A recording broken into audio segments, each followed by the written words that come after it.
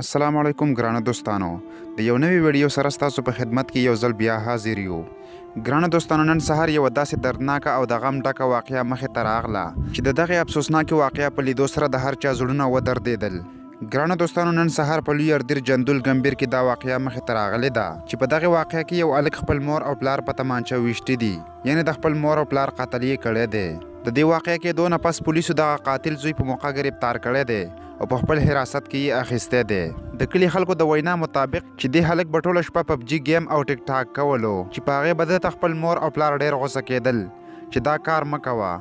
د مور او پلار د وینا باوجود د هلک به هم دغسې خپل عادت جاري ساتو او ټوله شپه به یې په موبایل کې سترګې ورکړې وې.